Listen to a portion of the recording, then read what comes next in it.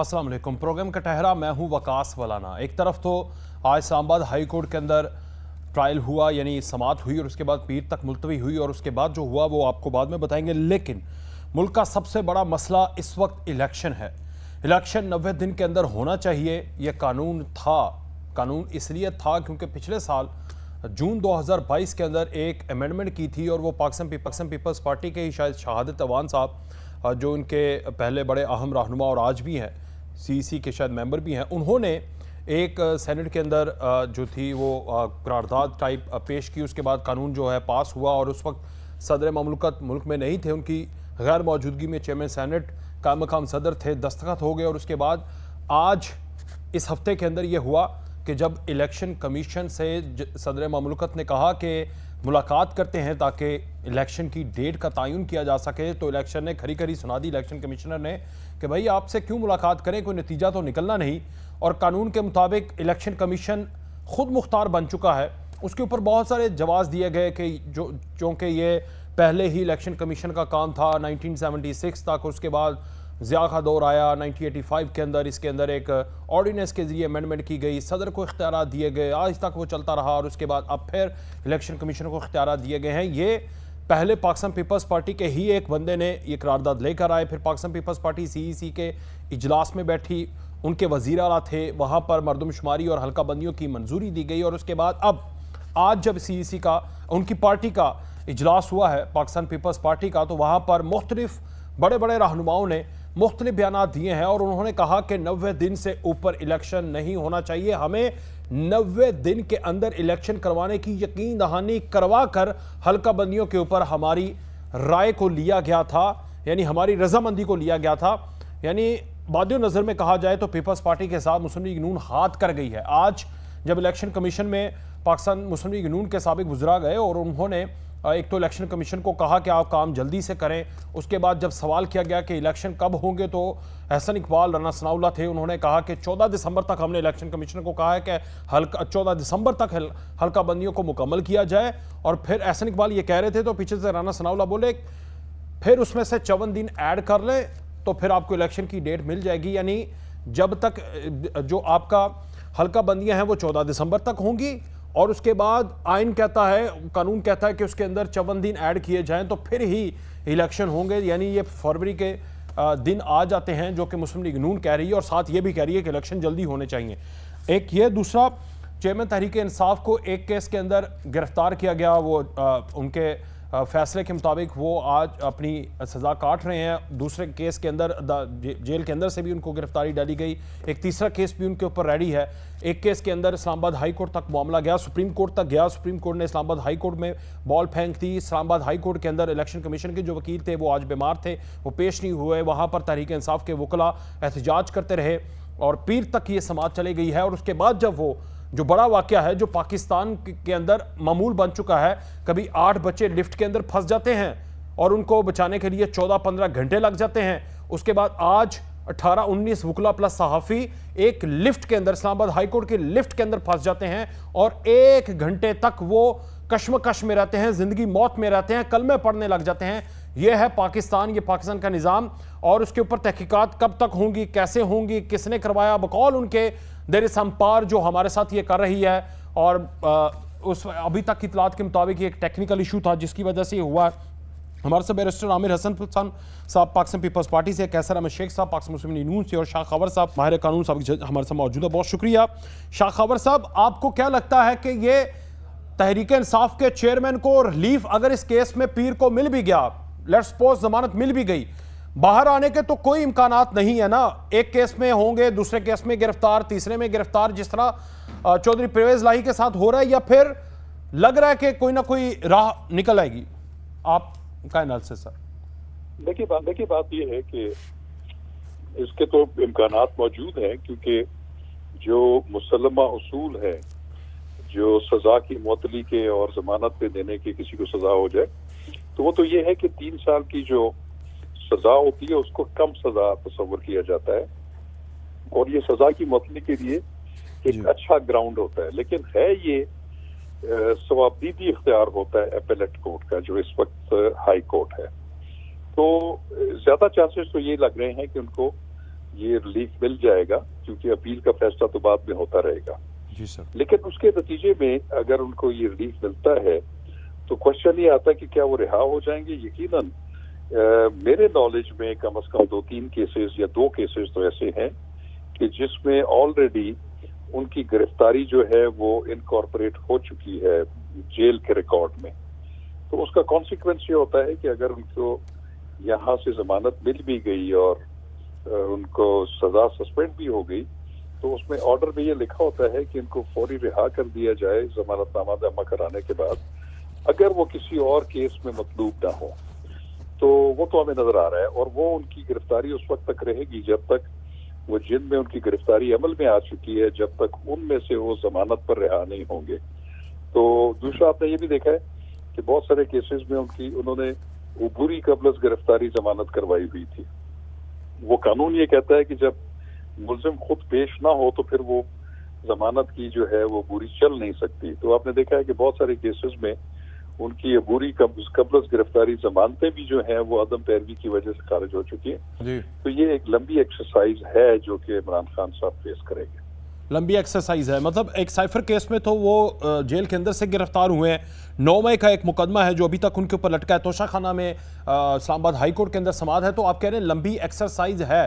Sir फिर ये ऐसा ही हो रहा है जो 2018 के अंदर नवाज शरीफ के साथ हुआ, 2019 तक हुआ, ये भी वही बर्दाश्त करना पड़ेगा इनको? अब देखें, अब चूंकि है तो ये सारी चीजें पॉलिटिक्स का नतीजा है और सब कुछ है, और ये जो केसेस भी उन पे बहुत ज्यादा बनाए गए, ये नॉर्मली लोगों पे ऐसे नहीं होते। लेकिन अब चूंकि ये एक हमारा एक सिस्टम यहाँ से चला आ रहा है अनफॉर्चुनेटली, कि हर गवर्नमेंट जो है वो अपोजिशन को और अपने मुखालफिन को जो है वो अपने आड़े हाथों लेती है, और उस पर abuse of process of court और लॉ जो है वो होता है।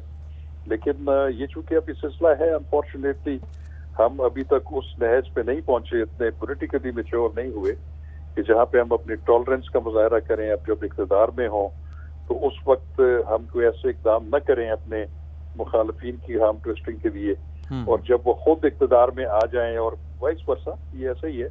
तो इस पे मैं समझता हूँ कि पॉलिटिशियंस को एक जो है एक नया एक जो है ना वो करना पड़ेगा, आपस में अपने इख्तिलाफात को खत्म करके एक नया मिसाक के जमहूरियत टाइप, जिसमें रूल्स ऑफ द गेम बनाने पड़ेंगे। रूल्स ऑफ द गेम बनाने पड़ेंगे। बैरिस्टर आमिर हसन साहब, ये वही हो रहा है जो कि नवाज शरीफ के साथ हुआ, उससे पहले आप लोगों के साथ हुआ और अब खान साहब के साथ हो रहा है। एक केस में गिरफ्तार, जमानत अगर मिल भी गई, दूसरे में गिरफ्तार हो जाएंगे, दूसरे में पकड़े जाएंगे। जी जनाब।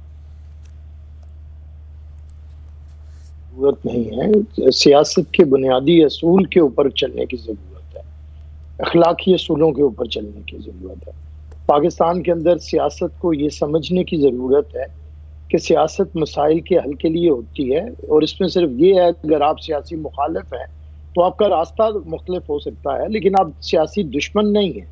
और जब तक आप अपने मुखालिफ को सियासी दुश्मन समझेंगे तो फिर मुकदमात बनाएंगे।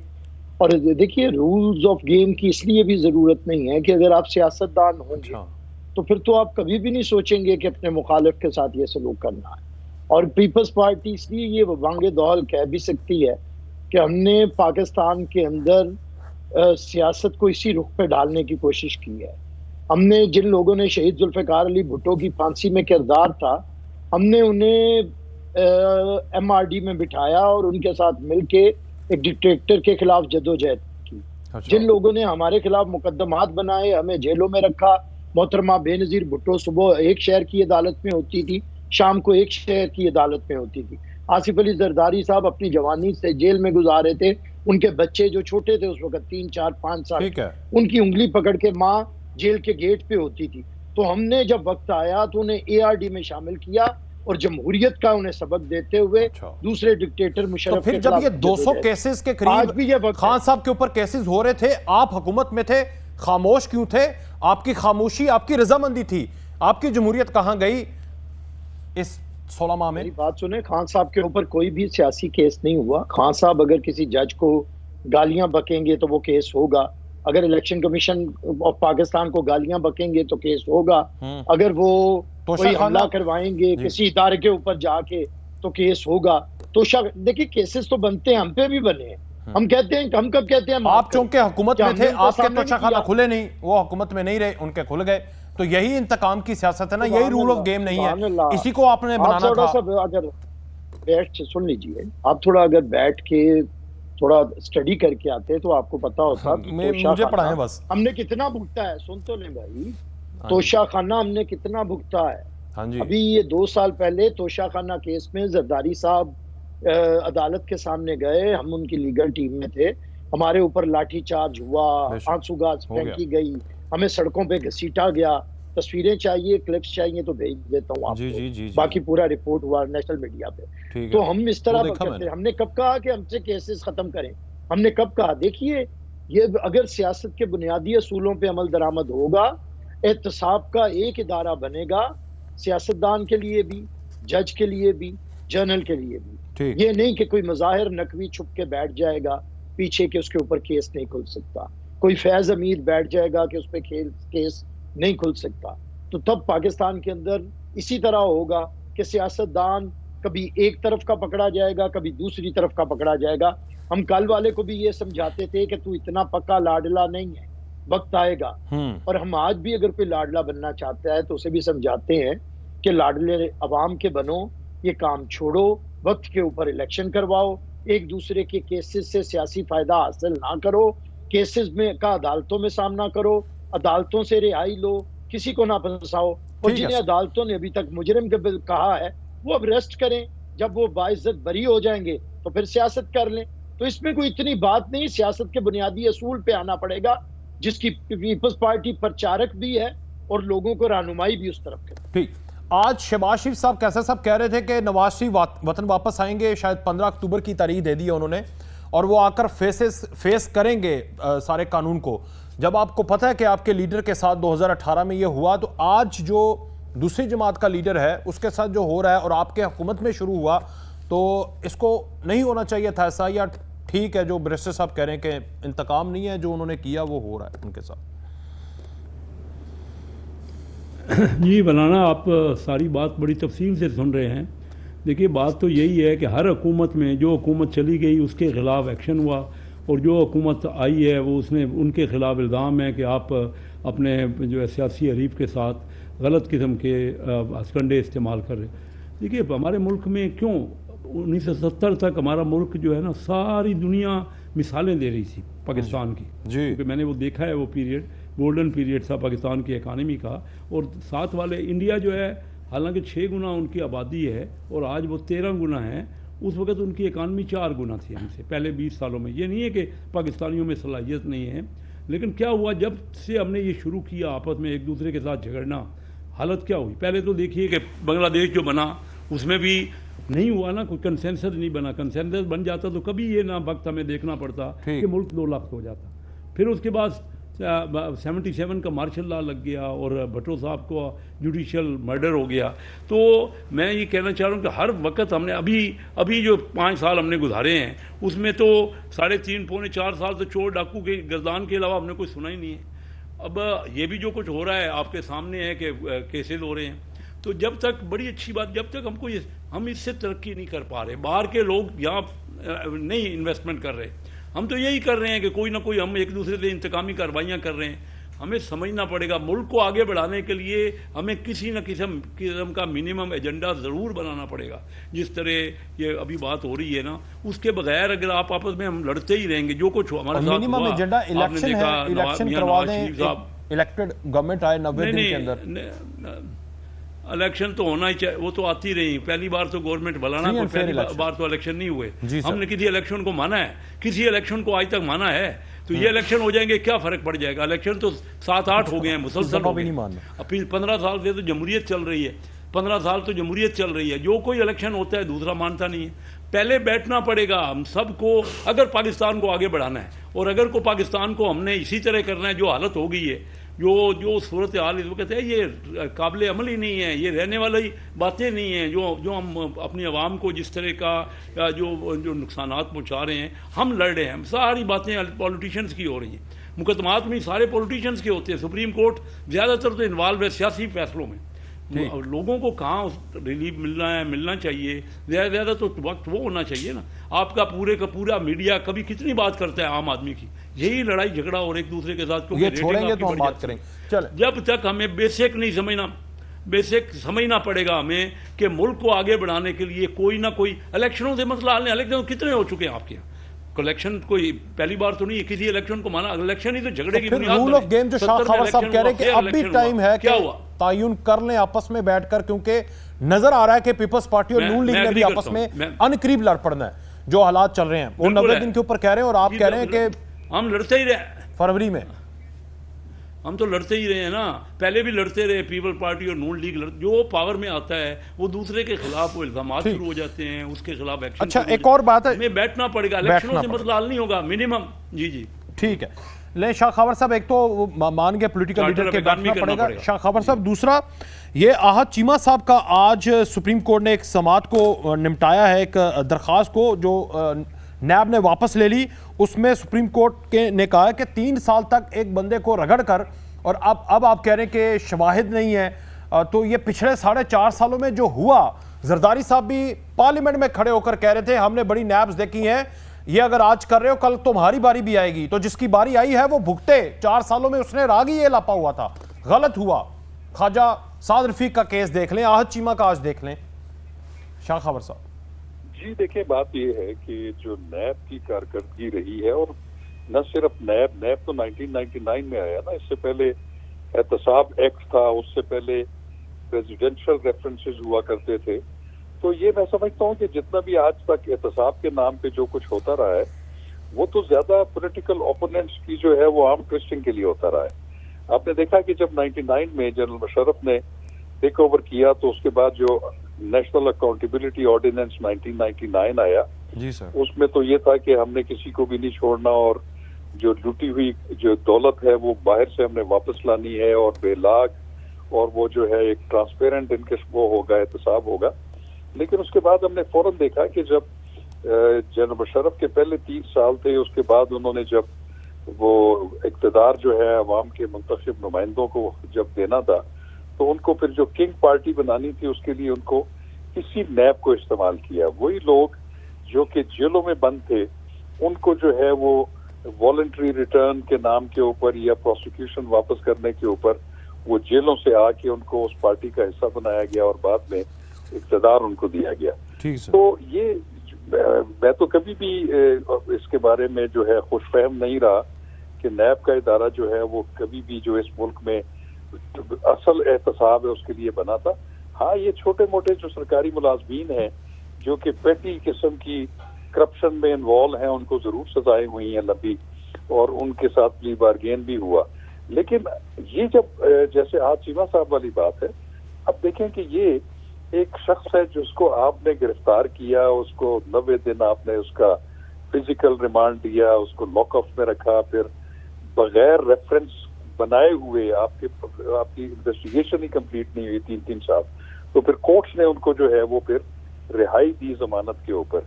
और उसके बाद जब आपने उनकी जमानत को चैलेंज किया सुप्रीम कोर्ट में, वो भी इतने अरसे के बाद लगी, तो वो फिर जाहिर है कि वो मामलात भी चेंज हो गए, नैब भी चेंज होगी, नैब की हिरारकी भी चेंज हो गई। तो उसी नैब ने आके कहा जी कि हम इसको प्रेस नहीं करना चाहते चूंकि अब ये सूरत हाल बन गई है। तो ये कोई मजाक नहीं है। देखें, मैं आपको बताऊं कि जो मुहज़्ज़ब ममालिक हैं उनमें आप सोच भी नहीं सकते। आप इंग्लैंड की मिसाल ले लें, क्या वहाँ की रॉयल प्रोसिक्यूशन एजेंसी जो है वो किसी के खिलाफ या स्कॉटलैंड यार्ड किसी के खिलाफ झूठा मुकदमा बना सकती है? सवाल ही पैदा नहीं होता। वो सही मानों में इंडिपेंडेंट इदारे हैं जो तहकीक करते हैं, तफ्तीश करते हैं और प्रोसिक्यूट करते हैं। उन्होंने जिसको प्रोसिक्यूट करना होता है उसको उस वक्त तक अरेस्ट नहीं करते जब तक कि उसके खिलाफ सारी इंक्रिमिनेटिंग एविडेंस और मवाद वो लेना आए। उसकी वजह ये है कि वहां पे तो ये नहीं होता कि किसी को 3 साल के बाद आपने जो है वो छोड़ दिया और बाद में वो बरी हो गए, और वहां पे तो जो है ये डैमेजेस क्लेम हो जाते हैं कि किसी को आपने 1 दिन कैसे रखा जेल के अंदर, तो वहां पे कोई जुर्रत नहीं कर सकता।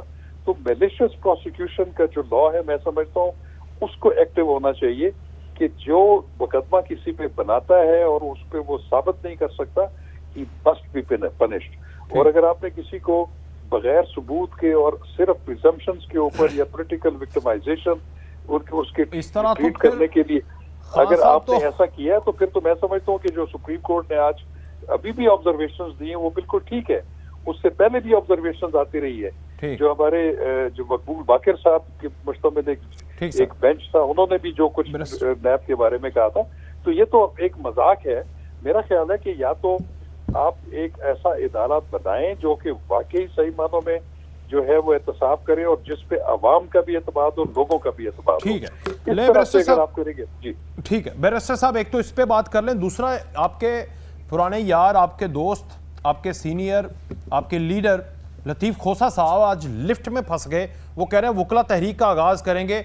वकला तहरीक का आगाज़ कर लें, लेकिन पहले वकला ये तो कर लेना, एक वकील सुप्रीम कोर्ट के ऊपर एतमाद नहीं करता, दूसरा लोअर कोर्ट के ऊपर एतमाद नहीं करता, तीसरा इस्लामाबाद हाई कोर्ट के ऊपर एतमाद नहीं करता, जजेस को धमकाया जा रहा है, और यही हाल पॉलिटिकल लीडर्स का भी है।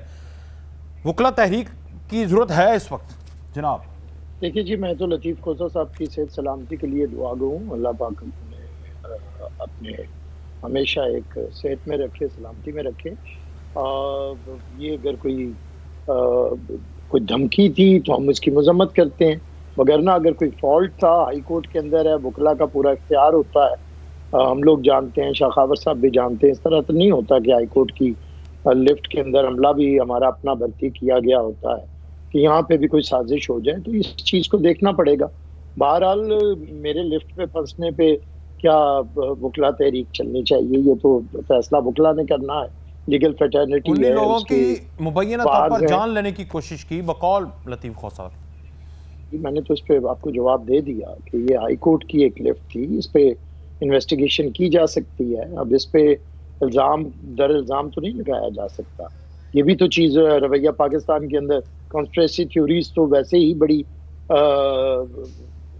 मज़े ले लेके बिकती है, तो इसका क्या किया जाए। लेकिन बहरहाल देखें कि पाकिस्तान के अंदर ज़रूरत है आइन के ऊपर अमल दरामद की और तमाम पॉलिटिकल पार्टीज़ को आइन के तहत चलने की। पाकिस्तान पीपल्स पार्टी ने इस मुल्क को आइन दिया है, हमारी जद्दोजहद 50 साल से रही है।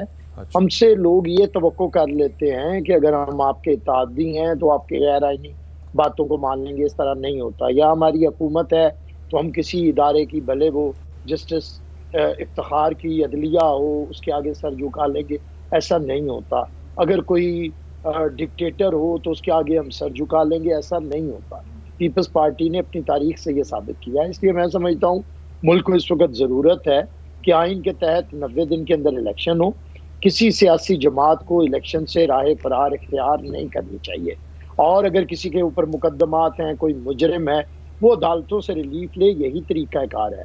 अब मैंने पहले बताया कि हमने कुछ भी, हम तो यार आज जिसे सारे जुडिशल मर्डर कहते हैं, लॉयर्स भी, जजेस भी, सियासी जमातें भी, पाकिस्तान का आम आदमी भी, उस जुडिशल मर्डर का रेफरेंस सदर पाकिस्तान को भेजे हुए अब 10 से 15 साल हो रहे हैं, उस पर कोई फैसला ही नहीं हो रहा। हम तो ये समझते हैं, और आप अगर ये समझेंगे, मेरी एक तवक्को है कि सुप्रीम कोर्ट 16 सितंबर के बाद एक बेहतर सुप्रीम कोर्ट होगी, उसके अंदर ये हम ख्याल का जब खुद आप सदर थे तो तब कर लेते। चलें क्या कर लेते हैं? ये जो बच्चों वाला सवाल है ना, आप इसका जवाब ले लें, ब्रेक। ठीक है, ले जी, जवाब दें, बच्चों वाला दें, जवाब दें, दे नहीं लेता ब्रेक, बताएं, बड़ा करें मुझे जरा। हमने रेफरेंस भेज दिया हुआ है जी, सुन लेना आप। रेफरेंस ही हम भेज सकते थे, हमने रेफरेंस भेज दिया हुआ है। मैं कह रहा हूँ किस सदर को भेजा रेफरेंस? किस सदर को भेजा था?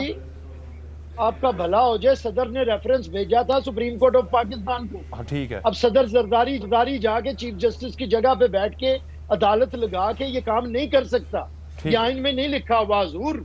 आपने सिर्फ लुकमा देना होता है कि जिससे किसी की सच्ची बात भी बच्चा बड़ा कर दिया मुझे आपने बड़ा कर दिया। ब्रेक ले लेते हैं। ब्रेक। 90 दिन में इलेक्शन करवाने की यकीन दहानी पर हल्का बंदियों की हिमायत की थी पाकिस्तान पीपल्स पार्टी।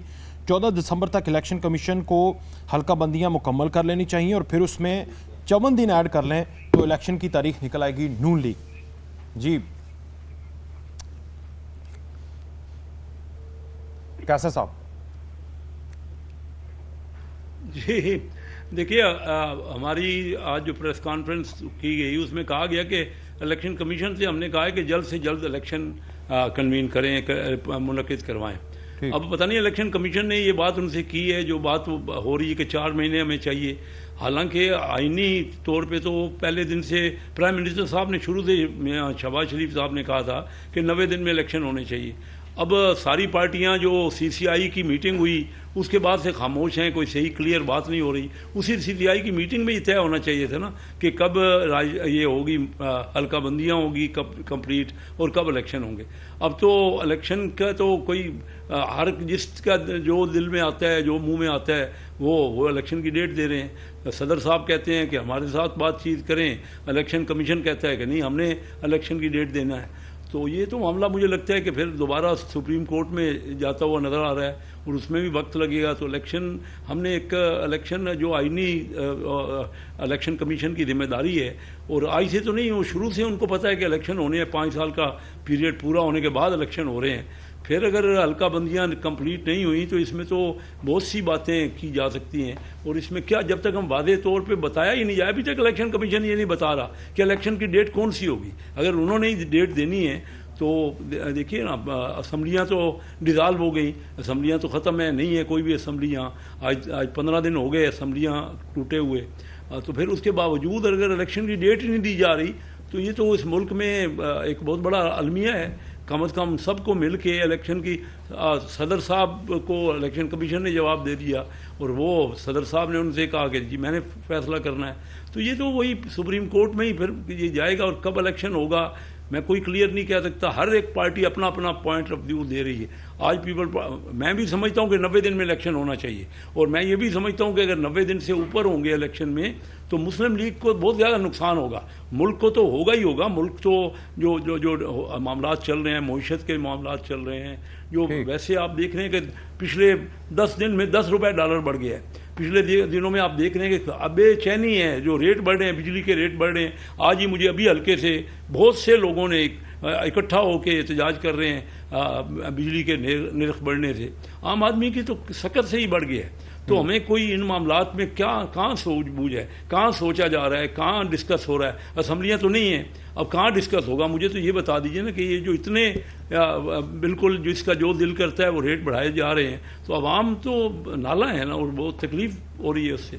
और ये तो आप अरेस्ट हो जाएगा और फिर कौन उसको कंट्रोल करेगा। मुझे तो ये ये तो इलेक्शन होंगे, समझाना पड़ेगा ना, और कोई वादे तौर पे स्टैंड लेना पड़ेगा। ठीक, शाह खबर साहब, ये एक तो सदर वर्सेस इलेक्शन कमिश्नर, वो उसके ऊपर आप थोड़ी लबकुशाई कीजिएगा। और आप कह रहे थे कि 90 दिन के अंदर, मैं सुन रहा था आपको आगे, 90 दिन के अंदर इलेक्शन ना हुए तो ये बहुत बड़ी कानून की और आइन की खिलाफ वर्जी होगी।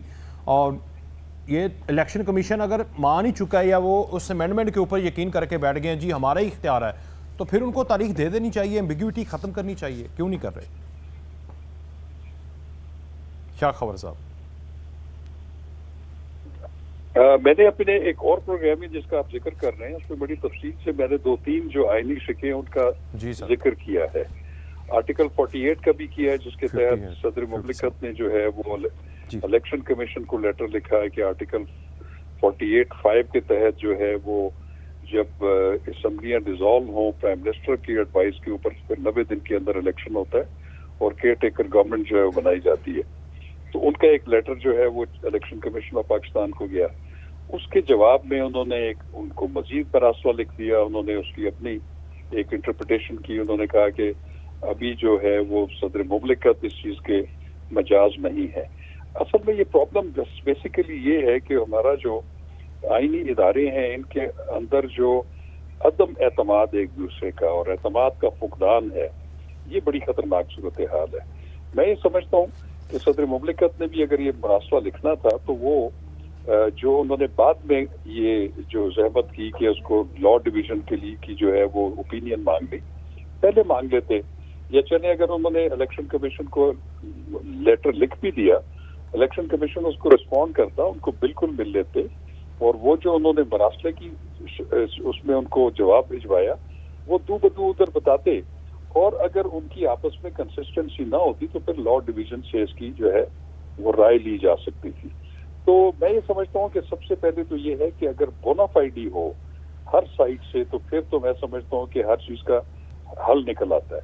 अब जहाँ तक इलेक्शन नवीद रोज में कराने का ताल्लुक है, बिल्कुल ये आइन का तकाजा, आर्टिकल 224 भी यही कहता है। लेकिन एक आर्टिकल 51 भी है और उसका सब आर्टिकल 5 जो है वो भी ये मैंडेट करता है कि जब कोई भी मरदमशुमारी जो हुई भी है उसको अगर नोटिफाई कर दिया जाए तो फिर इलेक्शन कमीशन ने जो एलोकेशन ऑफ सीट्स हैं सूबाई असेंबली में जी सर। वो सेंसस के मुताबिक करनी है और फिर डीलिमिटेशन करनी है, क्योंकि डीलिमिटेशन जो है ये भी एक आईनी तकाजा है। ठीक। आपको याद होगा कि जब कासिम सूरी साहब की जो रूलिंग के नतीजे में असेंबली डिसॉल्व हुई थी और उसको जब सुप्रीम कोर्ट ने सुओ मोटो लिया था तो उसमें पहले दिन मुझे याद है मैं कोर्ट रूम में था तो उन्होंने चीफ इलेक्शन कमिश्नर को बुलाया हुआ था और सबसे पहले उन्होंने उनसे पूछा कि आप हमें ये बताएं कि आप कितने जल्दी इलेक्शन करवा सकते हैं।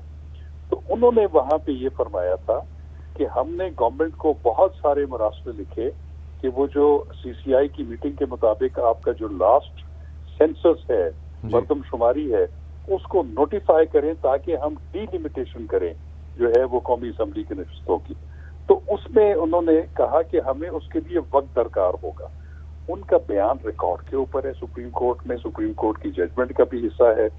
अब इससे ये जाहिर होता है कि आर्टिकल 51(5) को भी आप पढ़ेंगे, आर्टिकल 48 को भी पढ़ेंगे, आर्टिकल 58(2) को भी पढ़ेंगे जी सर। और आर्टिकल 224 को मिला के फिर आप इलेक्शन एक्ट का दफा 57 और 58 पढ़ेंगे, तो फिर आपको उसकी समझ आएगी। आप किसी एक शिक को जब आइसोलेशन में रख के करेंगे तो उसमें आपकी उसमें तो वाकई ऐसे ही है कि वो तो लगता है कि आइन का ये तकाजा है, लेकिन आपको ये तमाम आर्टिकल जो हैं उनको हार्मोनाइज करके उसके नतीजे में आपने प्रेसिडेंट ने और चीफ इलेक्शन कमिश्नर ने जो है वो डेट का तयन करना है। और जहां तक पाकिस्तान पीपल्स पार्टी की बात है, आज हमने उनकी प्रेस कॉन्फ्रेंस देखी, उन्होंने कहा कि हमें ये इंप्रेशन दिया गया था कि डीलिमिटेशन का प्रोसेस भी कंप्लीट होगा और वो 90 दिन में होगा। मेरा नहीं ख्याल है कि ये इतना जल्दी हो सकता है। तो अब उनकी अपनी एक सियासी हिकमत अमली है कि उनकी अपनी एक होगी कि उन्होंने इलेक्शन में जाना है और वो शायद अपने आप को थोड़ा सा PMLN से डिस्टेंस करना चाहते हैं। लेकिन ये बात नहीं है कि जब CCI में जब उनके खुद चीफ मिनिस्टर बैठे हुए थे सिंध के, तो उन्होंने जब इसकी कंसेंट की कि ये जो है सेंसस नोटिफाई होना चाहिए, तो फिर तो उसका इफेक्ट तो सबको पता है कि उसके क्या फॉल आउट्स होंगे। और ये जो आर्टिकल 57 सर, ये क्लॉज 57 एंड 58 का इलेक्शन एक्ट तरमीमी बिल है 2022 के अंदर 16 जून को, ये भी शहादत अवान साहब मिनिस्टर ऑफ स्टेट थे, उन्होंने पेश किया था, जो मंजूर हुआ है, जिसके ऊपर आज इलेक्शन कमीशन सदर को लिख रहा है कि भाई आप कौन। जी मैं ये कह रहा हूँ, देखिए बात ये है कि आप जब एक खुले दिल से एक बोनाफाइडी के उसके नियत से जब आप बैठेंगे तमाम इदारे, तो फिर हर चीज का हल भी निकल सकता है। ये आइन है, हम इससे भी रहनुमाई दे सकते हैं, बजाय इसके कि हम लॉ डिवीजन जाएं या finally supreme court of Pakistan से रुजू करें ताकि वो जो है वो उसकी तशरीह करे आईनी शिकों की। और जब सुप्रीम कोर्ट आईनी शिकों की तशरीह करेगी तो वो एक के फेवरेबल होगी, दूसरे के फेवर में नहीं होगी, 14 मई की तरह ना हो जाए। सुप्रीम कोर्ट या आला अदलिया जो है वो भी जो है वो तनकीद का निशाना। बैरिस्टर साहब, आपने समझ तो आ गई, आपसे सवाल भी क्या करना है कि एक तो CEC में जो हो रही थी, चीफ मिनिस्टर साहब बैठे हुए थे, तब नहीं पता लगा, उसके बाद पिछले साल ये अमेंडमेंट ला के सदर का इख्तियार, आज अगर होता ये अमेंडमेंट ना आती जिसको जवाज़ बनाया जा रहा है, जो कि कुछ मुबस्सरीन के मुताबिक और शाह खबर साहब भी कह रहे हैं कि सबको इकट्ठा पढ़ें, तो फिर इख्तियार तो यही है कि सदर को इलेक्शन कमीशन के साथ बैठ कर तारीख देनी चाहिए। और अगर आज सदर के पास इख्तियार होता तो आपको 90 दिन के अंदर इलेक्शन मिल जाते। तो ये गलतियां आपकी हैं। अच्छा जी, मेहरबानी, आपने सारा घुमा फिर आके बात हमारे पे ले। पहली बात सुनने, अब जरा तसल्ली से सुनिएगा जैसे आप दूसरों को सुनते हैं। सुन रहा हूं। पहली बात ये है कि जो ये तरमीम की गई थी कानून के अंदर, वो सिर्फ इसलिए की गई थी कि उन दिनों में बड़ा ये मामला था कि इलेक्शन की डेट कौन देगा। सुबह इलेक्शंस का आपको पता है, कभी मामला कहीं जाता था सदर देगा या चीफ इलेक्शन कमिश्नर। बाकी आइन बदतर होता है कानून से भी और रूल से। आइन अगर जो कहता है, और ये कोई मुश्किल नहीं है फैसला करना, लड़ाई करनी हो तो लड़ाई होगी, ना करनी हो तो कोई ऐसी बात नहीं। अगर इदारे स्मूथ फंक्शनिंग कर रहे हों तो फिर आइन पे अमल दरामद भी होता है, और अगर आइन कहीं पे खामोश हो तो उसका हल भी निकलता है और मामला आगे बढ़ते हैं। लेकिन अगर ये वाकई ही सदर का इख्तियार था तो 9 अगस्त को उन्हें असेंबली तोड़ने की एडवाइस गई, उन्होंने समरी पे साइन किए, तो मौसूफ 9 को या 10 को इलेक्शन की तारीख दे सकते थे। उन्होंने इतना शक शुबा पैदा गुमगू क्यों किया? इसका मतलब है कि कोई शरारत पैदा की जा रही। वो अच्छा। सदर जो 5 साल से वाले सदर में मौजूद है, उसे पता है कि इमरान के भेजे हुए हर कानून पे साइन करने हैं, इवन ऑर्डिनेंस धड़ाधड़ जारी करने हैं, और पीडीएम की गवर्नमेंट के बनाए हुए हर कानून को रद्द करना है। ठीक। लेकिन वो कानून सीक्रेट एक्ट के तहत उसे कैसे पता चल गया कि अब मुझे रद्द करने का तरीका नहीं आता? अब मैं वर्बली कहूंगा कि इसका कुछ कर लो और बाद में कहूंगा मैंने रद्द कर दिया था। तो ये तमाशे सारा कुछ समझाते हैं कि आइन को खराब करने की कोशिश की जा रही है। जनाब, यहाँ पे आइन की जो तशरीह करने बैठे हैं उन्हें भी पता है कि आइन की तशरीह वो भी कर सकते हैं, और जो 15 दिन के बाद चीफ जस्टिस आएगा वो भी कर सकता है। लेकिन जिस मुल्क में आने वाले चीफ जस्टिस को महीनों तक किसी बेंच में ना बिठाया जाए, ये आइन का हाल है। यहाँ पे ये किसी के ऊपर डालने की कोशिश ना की जाए। सीसीआई में हम बिल्कुल ओपनली कह के आए थे, क्योंकि आईनी तरमीम की किसी की हमारे पास पूरे नहीं थे नंबर्स, ना आईनी तरमीम हो सकती थी, ना डीलिमिटेशन उस बुनियाद पे हो सकती जहां पे आबादी बढ़ी है जिस जिले में, और जिसमें कम हुई है। ये छोटा मोटा रद्दोबदल है। चंद अजला है पंजाब के और चंद अजला है पूरे पाकिस्तान के जिनके अंदर रद्दोबदल है। डीलिमिटेशन चाहे इलेक्शन कमीशन ऑफ पाकिस्तान तो चंद दिनों में की जा सकती है।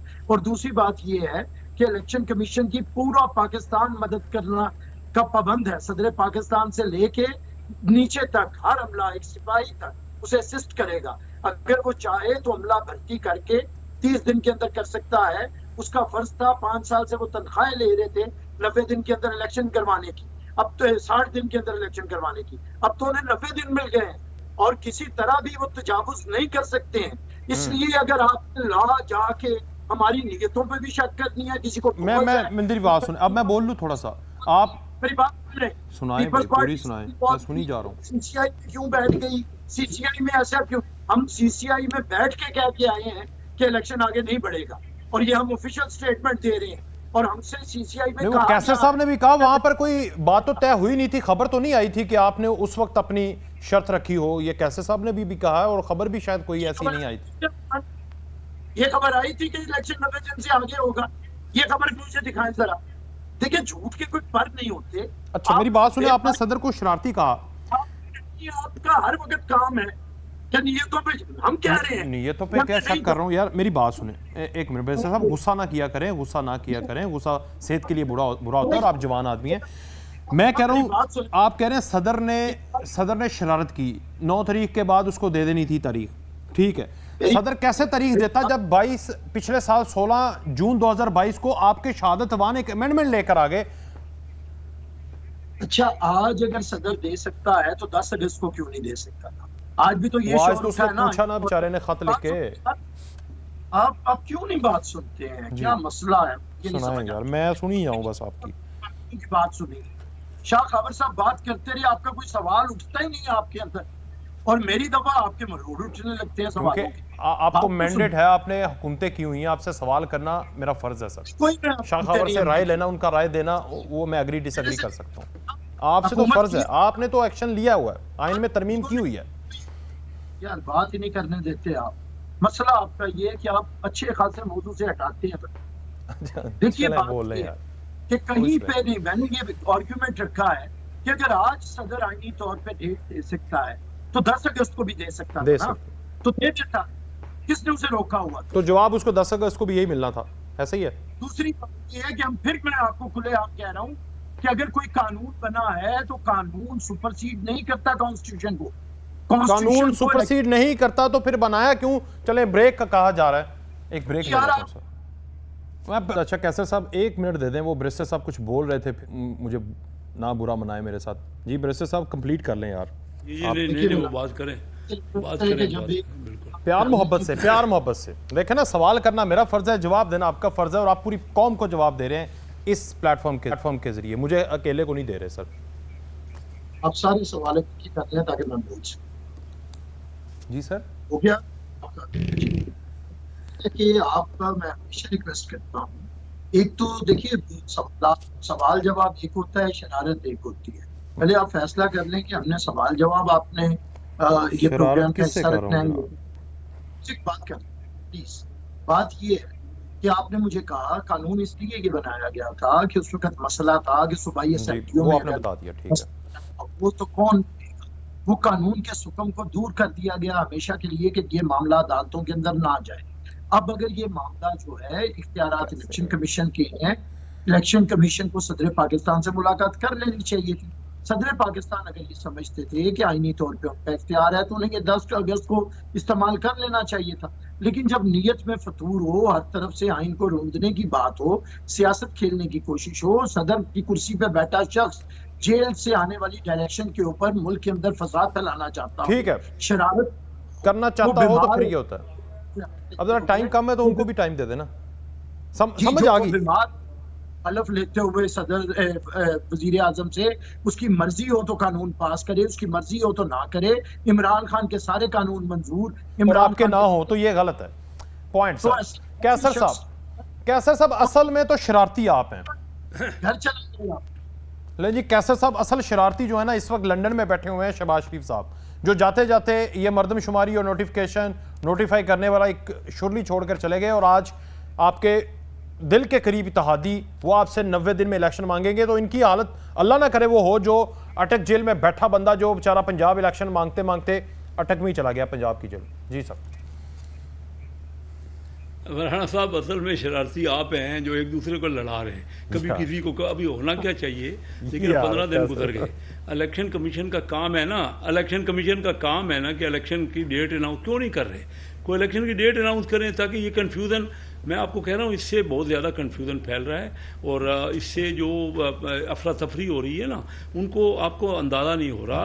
10 रुपये डॉलर बढ़ गया है। अच्छा, अभी ये र्यूमर्स फैल रही हैं कि 2% और प्राइम रेट बढ़ जाएगा, पॉलिसी रेट बढ़ जाएगा। अब मुझे बताइए कि ये, और प्रोडक्शन हमारी कम हो रही हैं, आपके पास फिगर्स आ रही हैं, और लोग बाहर जा रहे हैं। तो इन हालात में अगर आप इलेक्शंस की डेट्स अनाउंस नहीं करेंगे, ये जो इंटरिम गवर्नमेंट है ना, इसके पास कोई मैंडेट नहीं है। ये ज़्यादा अरसा नहीं चल सकती, कुछ भी कर लें आप। प्राइस आज बिजली की जो कीमतें बढ़ी हुई हैं, हर जगह से एहतजाज शुरू हो चुका है। तो ये इलेक्टेड हुकूमत के पास तो मैंडेट होता है, वो कहते हैं कि मुझे आपने इलेक्ट किया है, मैंने फैसले करने हैं। ये इंटरिम हुकूमत के पास कोई डे टू डे अफेयर्स के अलावा कोई और राइट नहीं है। तो ये नहीं चल सकता। इसलिए सबसे पहले तो, और हमारी कौम में क्या हो गया है। अच्छा, एक बात बताएं मुझे, करना तो बहुत एक सवाल है, करते हैं वो ब्रिस्टर साहब जवाब देंगे, शाह साहब भी और आप भी। जी। ये फिर इलेक्शन कमीशन के तो बजट को कट लगा देना चाहिए कि अगर वो 5 साल तैयारी करके 90 दिन, 60 से 90 दिन के अंदर, जिस तरह ब्रिस्टर साहब भी फरमा रहे थे कि आपको तो टाइम था, आपको तो तैयार होना चाहिए था। आज भी वो 5 महीने ले रहे हैं नोटिफाई करने में, और उसके बाद 54 दिन कानून के मुताबिक लेंगे। यानी इसका तो बजट कट कर देना चाहिए फिर इलेक्शन कमीशन का। भाई आप कर क्या रहे हो? इंडिपेंडेंट काहे के इंडिपेंडेंट आप इलेक्शन नहीं करवा पाते? और फिर जो इलेक्शन कराएंगे, हर एक को उस पर एतराज़ होगा कि इलेक्शन ठीक नहीं हुए। हमारे पड़ोसी मुल्क में, इंडिया में बार बार इलेक्शन होते हैं। कभी उनका इलेक्शन कमीशन बहुत पावरफुल है, कभी आपने सुना कि उनके इलेक्शनों में किसी ने भी कहा हो, ऑब्जेक्शन किया हो? कोई ये नहीं कहता, सब कहते हैं जी बिल्कुल ये फेयर इलेक्शन हुए। हमारे कई बार हो चुके हैं। हम चाहते क्या हैं, अपना हम इंतशार को पसंद करते हैं सब लोग, हम पॉलिटिकल पार्टियां भी, हम जो इदारे भी। अब ये देखा ना क्या हो रहा है, इलेक्शन कमीशन और सदर साहब की आपस में इख्तलाफ हो रहा है, कोर्टों में आपस में इख्तलाफ हो रहा है। कोर्ट का आपने खुद अभी बैरिस्टर साहब ने हवाला दिया कि आने वाले जो सुप्रीम कोर्ट के चीफ जस्टिस हैं उनको किसी भी बेंच पे नहीं बिठाया गया। अब आप अंदाजा कर लीजिए, तो आप अंदाजा कर लीजिए ना हम क्या कर रहे हैं। हम मिलजुल के काम करें। हमारा मुल्क बहुत हम तकलीफ भुगत चुके हैं, और ये काम होते रहेंगे ना।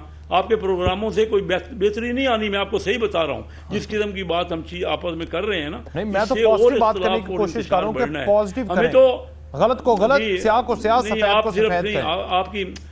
मैं आपकी बात नहीं कर रहा, मैं अपनी बात कर रहा हूँ कि हम लोग भी जो हिस्सा ले रहे हैं ना, और जिस किस्म की हम यहाँ बातचीत कर रहे हैं, क्योंकि हम कोई निपटाने का कोई, देखिए ना, शाह खावर साहब एक बड़े एमिनेंट लॉ नोइंग पर्सन हैं। अब उनको कोई हल देना चाहिए ना, कि हल क्या है। हम सब तो तबसरे कर रहे हैं, हम सबको बैठ के हल निकालना चाहिए। ये देखिए, ये कोई हल नहीं है कि सदर साहब इलेक्शन कमीशन को इलेक्शन कमीशन को बुला रहे हैं और इलेक्शन कमीशन कह रहे हैं मैंने आना नहीं है, मैंने, और फिर सदर साहब ने अब लॉ मिनिस्ट्री में रेफर कर दिए। बिल्कुल शाह खावर साहब ने सही कहा कि पहले सारे आपस में डिस्कशन इन हाउस हो जाने चाहिए, तब ये ओपन रूल ऑफ गेम या एक नया मिसाक कोई बैठ के कर लें ताकि पाकिस्तान के अंदर अमन आए। बैरिस्टर साहब, आप दरिया को कूजे में बंद कर दें हल के लिए, हल आइन के ऊपर अमल दरामद है, आइन पे ये शकूक से शुबात छोड़ने चाहिए, किसने क्या किया, ये कानून क्यों बनाया, ये इल्तवा के लिए था, ये फलाना नहीं।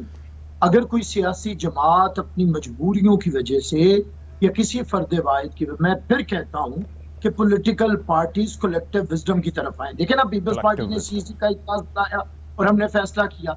हमारी क़यादत ना तो मुजरिम है और ना हम कोई रिलीफ चाहते हैं, ना हम उनके लिए कोई बेहतर टाइम चाहते हैं कि सर्दियां आ जाएं और फिर वो कैंपेन चला सकें या जेल जा सकें या फलाना कर सकें। ये आप नवाज शरीफ साहब को कह रहे हैं। आवाम को कोई भी टेक में बैठा हुआ कोई शख्स अपनी मर्जी से ऐवान सदर चलाना चाहेगा आर्म ट्विस्टिंग के जरिए, तो गलत है।